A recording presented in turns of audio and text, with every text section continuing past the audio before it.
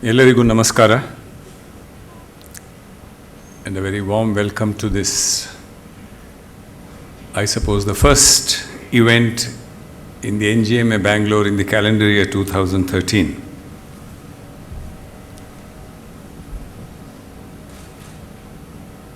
My predecessor, Mr. Vasudev, spoke about what does the Joint Secretary in the Ministry know about culture.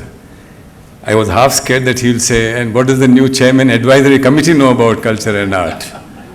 Fortunately, he spared me that awkwardness, because I must say that I am placed in the position of Chairman of the Advisory Committee by a series of events which are not necessarily related to my knowledge of the subject. But I share with him the anguish that all those who wish well for Bangalore, all those who wish well for the NGMA Bangalore share. In fact, we have had just one meeting of the advisory committee, in which all members were present, all very eminent people.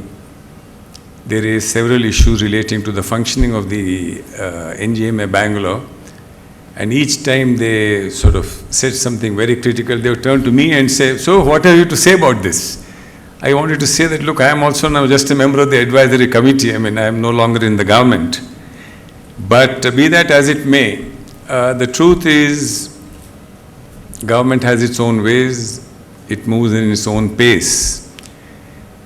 And the NGMA Bangalore, in fact, I think I was the Chief Secretary when it was inaugurated, which would be about 3 years ago, did make, for all the constraints that it faced rather, in the first 2 years, extraordinary sort of output, and as rightly put by Mr. Vasudev, apart from a very good proactive advisory committee, it also benefited from the work of, and the devoted work of Shobha Nambison, a former colleague of mine, who unfortunately chose to sort of hang up her boots or whatever it's called after 2 years, saying that she wanted to pursue her own personal interests, which, by the way, one of them is painting, by the way. So we are now left with a situation where we have I haven't met Mr. Kumar earlier. I heard some very good things about him, but unfortunately he has two hats to wear, because he is also the director of the Vishwesvaraya Science Museum. That takes most of his time. And any new organization in the government, there are all kinds of sort of mazes and labyrinths that you have to go through to get autonomy, to get financial and administrative independence, and so on and so forth. And that takes its own time.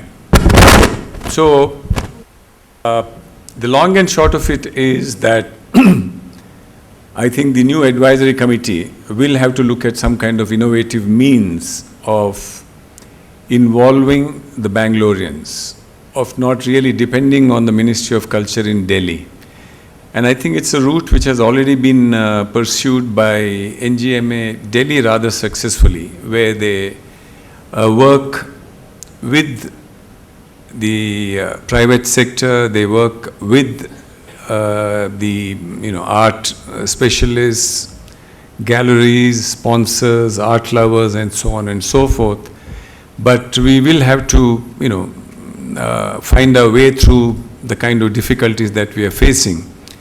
And I can only promise that the new advisory committee will try to do what it can. And in the absence of Shobha Nambison also on the administrative side, we will be hampered somewhat, and we can only hope that the regular director comes sooner than later. The current exhibition, which, as I said, is the first one in the present calendar year, I think was, in fact, in the danger of becoming a question mark, being very close to the financial year close. There were some financial issues involved, but I think I must say that the advisory committee sort of said that there is no question, this has to be exhibited. And I'm really, really pleased today that a wonderful exhibition has been put up here. And this is extraordinary as far as I see it for one more reason. It is the kind of collaboration that I have been talking about. NGMA Bangalore is involved, NGMA Delhi is involved, Ministry of Culture is involved, I suppose in terms of some logistic support, the venue, maybe some finances. But it's really the Al-Qazi Foundation that is at the forefront here. And of course the extraordinary work being done by Rahab. And also the CPWD, which has its own, incredible as it may sound, but does have a wonderful collection of its own history as a builder that has contributed largely to Delhi, as also the Archaeological Survey of India, which incidentally celebrates its 150th year this year. So these are the kind of collaborations I think that we in the advisory committee and we in the art-loving audience should look for. And I would very earnestly appeal to you that should you see any possibility of the NGMA, I just had a chat with Jay. Jay has been an old friend and another absolutely trend-setting artist here. When he first looked for a particular auditorium to do his work in, it was I who advised him to go and see Shobha and say that why don't you use the auditorium in the NGMA. Eventually his last Biennale was inaugurated outside in the NGMA lawns. So we would love to have such kind of collaborations, because while we can constantly keep fighting or rather trying to get over the constraints that we face, within those constraints, we will have to deliver at least something for the Bangaloreans that will make NGMA a place to visit. You know, NGMA has a terrible record of footfalls. I mean, I think partly because we in India don't have the tradition or the convention of visiting the museums. Schools and colleges, visitors to the city do not necessarily make a trip to the museums, and Bangalore does have a couple of wonderful venues, including Chitrakala Parishad. But that's just not there on the tourist or the traveler map, and that's one of the things that we need to do, and where art lovers of Bangalore need to help us. But I think I should really close with the problems of the NGMA Bangalore. All I can say is that now that I've come on this side, I can appreciate the problems much better. As far as Dawn Upon Delhi exhibition is concerned, it has had a wonderful run in Delhi. That's when I had a chance to look at it very briefly. Delhi has, of course, reams and reams of literature, poetry, you name it, have been written on Delhi. I think as early as in the Mahabharata, there are people who believe that the Indraprastha was located in Delhi, and that some people even link it up with the Purana Kila in Delhi, saying that that's where the original Indraprastha was. As a matter of fact, the Mahabharata the war at least started this, according to one story, because Indraprastha was so beautiful, and Duryodhana and Karna, as they come in to see the new palaces, don't realize that the still water is actually water, and they step into it, and Draupadi laughs and says, a blind man's son is blind too, or something to that effect, and that seed sort of puts in the seed of poison in Duryodhana's, at least that's one story. So we are talking of Delhi as a capital generations or whatever, mythological, you believe it, otherwise centuries and centuries ago. And then a series of sultanates, different kingdoms coming and going.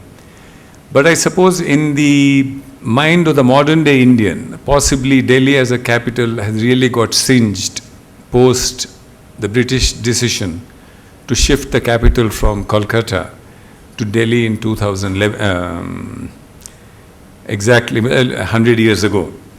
And while Rahab quoted Bahadur Shah Zafar so eloquently, I must and it has nothing to do with the fact that I'm a former civil servant, read out to you the language in which King George announced the shifting of the capital from Calcutta to Delhi. And the statement read, "We are pleased to announce to our people that on the advice of our ministers, tendered after consultation with our Governor General in Council, we have decided upon the transfer of the seat of the Government of India from Calcutta to the ancient capital Delhi." So that was a bit of a pompous thing, I suppose rightly expected from a king. But Delhi's history as a capital, Delhi's relevance as a capital, to us at least, I think really began that day and has continued. Now, whatever happens in Delhi is news, whether it's good news or bad news, I'll let you decide. And in the last couple of centuries, it has been recorded in a very faithful, very telling manner. And in this recording, I think the Al-Qazi Foundation has made an enormous contribution. I think one of the great things about Delhi is the Al-Qazi family. As students, one recalls seeing Tughlaq being performed at the Purana Killa, the same Purana Killa I was referring to earlier, with Kabir Bedi coming down as Tughlaq. And it's the same family. He was an extraordinary person. Ibrahim, I think, was his first name. And now the daughter is heading the National School of Drama. Son is a well-known director. And of course, the grandson, a great photographer and a curator. So I think among the many royalties of Delhi, we can include the Al-Qazis also, I think. I mean, it's a family tradition. The art-loving genes have gone from one generation to the other, and we should be thankful for that, and partly because of this wonderful exhibition that has been the result of this. There are a couple of things I just wanted to mention by way of, even as New Delhi was being built, it was not without controversies. And I'm mentioning this only because even today, when anything is done in Delhi, you have some people supporting it, many people opposing it. And when New Delhi and Old Delhi became realities, one of the sort of historians of that time wrote, the difference, he says in his work on Imperial Delhi, was an iconic representation of the difference between health and disease, order and disorder, boulevards and gullies, white and brown. So the magnificent New Delhi that we see today was not without its dissenters even at the time it was being built. But that having been said, I think today it's a beautiful city, New Delhi. There is no doubt about it. Combines, I think, Mughal, Hindu, our inherited art, and of course the regal art that you would have expected from sort of imperial power that was in power that time, at the time when construction was going on. So I leave it my sort of words to that. I welcome you all. I'm so glad to see so many of you have turned up, even though it's a Saturday evening, and I'm sure you had a lot other things to do. We are hoping that this month-long exhibition will see a lot of people coming in. I would request you all to be bearers of the good news of how wonderful this exhibition is and to get them over. And meanwhile, after this program is over, to join us to see, whoever can spend some time to see the exhibition and have tea with us. And I do expect to see, in addition, of course, a lot of new faces too, but all the faces who are here, joining us in trying to make NGMA Bangalore a place to visit for every visitor and for every Bangalorean who has time. Thank you so much.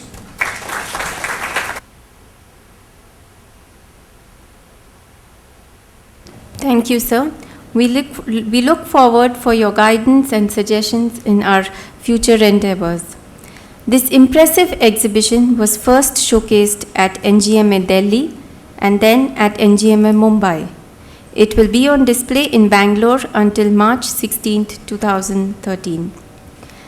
To mount an exhibition of this scale at different venues would not have been possible without the cooperation and efforts of all the people involved. I now request Rehana Shah, Officer on Special Duty, to propose the vote of thanks.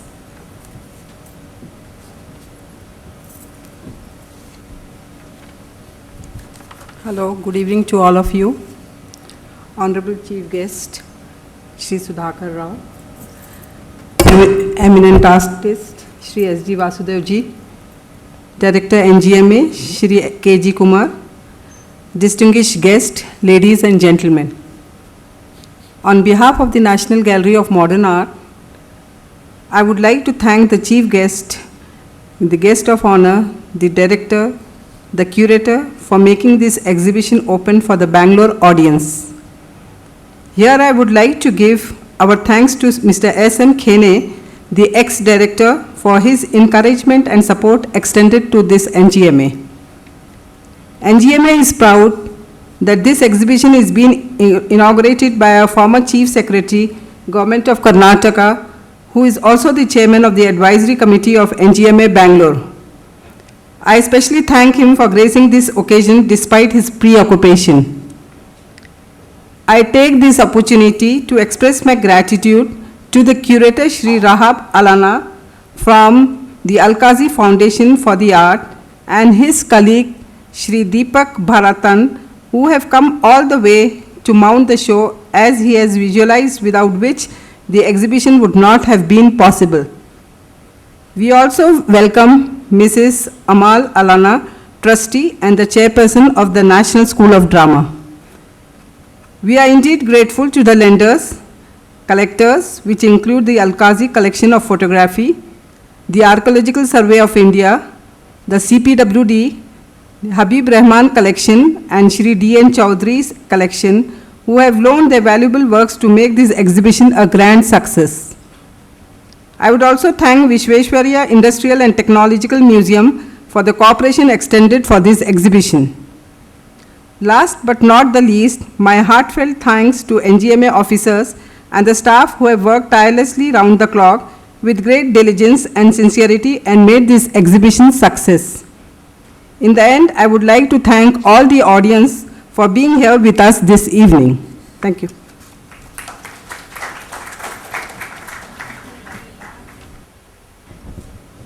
Thank you, Madam. May I now request the members on the dais and the audience to please proceed to view the exhibition. The exhibition is displayed on the ground floor of the new wing. I also invite you all to join us for tea and refreshments at the cafeteria. Thank you for joining us this evening.